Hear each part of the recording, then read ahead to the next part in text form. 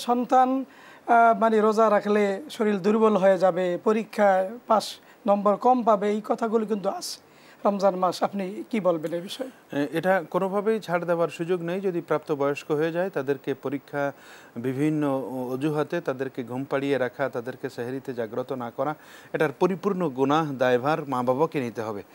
আল্লাহ রাব্বুল আলামিন লা ইউকাল্লিফুল্লাহু নাফসান ইল্লা উসাহা, মানুষের সাধ্যের বাইরে কিছু কিন্তু তাদের উপর চাপিয়ে দেন না মানুষকে।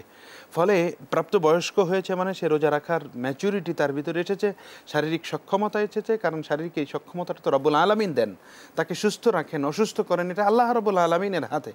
ফলে তার কোন বয়সে তার রোজা রাখলে কষ্ট হবে না, শরীরের ক্ষতি হবে না, সেটা আল্লাহ রব্বুল আলামিনের সৃষ্টির ভেতরে আল্লাহ রব্বুল আলামিন সেটা পরিমাপ করেই তাকে 10 বছরে ম্যান্ডেটরি করে দিয়েছেন, সে যেন নামাজ রোজা আর কাজা না করে। 7 বছর থেকে অভ্যস্ত করতে বলেছেন, ফাঁকে ফাঁকে ফাঁকে ফাঁকে নামাজ পড়ে যেন 10 বছরে তাকে শরীরের সাথে মানিয়ে নিতে পারে, অভ্যস্ত হতে পারে। এক্ষেত্রে আমাদের মা বাবাকে লক্ষ্য রাখতে হবে। ছেলেদের জন্য ছেলেকে বাবা মসজিদে নিয়ে যাবে, আজান হয়ে গেলে মা বাবা দুজনেই যেন পেরেশানি হয়ে যায় যে আমাকে এখন সালাহ আদায় করতে হবে। ঘরের ভিতরে পড়লে, ঘরের ভিতরে মেয়েদের তো ঘরের ভিতরেই নামাজ পড়া উত্তম, সেটা তারা আজান হয়ে গেলে নামাজের প্রস্তুতি তারা নিবে। বাচ্চা ছোটোবেলা থেকেই যদি মা বাবাকে এভাবে দেখে যে আজান হয়ে গেছে, মা নামাজের জন্য প্রস্তুত হচ্ছে, বাবা মসজিদে রওনা হচ্ছে, আমাকে নিয়ে যাচ্ছে, তাহলে এই জ্ঞানটা হচ্ছে একেবারে পাথরে খোদাই করার মতো। আরবিতে একটা প্রবাদ আছে, আল ইলমু ফিস সিগার কান নাকশি ফিল হাজার। ছোটোবেলার জ্ঞান এটা হলো পাথরে খোদাই করার মতো জ্ঞান। সে যদি দেখতে দেখতে অভ্যস্ত হয় যে আজান হয়ে গেছে মানে আমার মা নামাজ পড়ে, আমার বাবা নামাজ পড়ে, আমাকেও নামাজ পড়তে হবে, এটার বিকল্প কিছু নেই।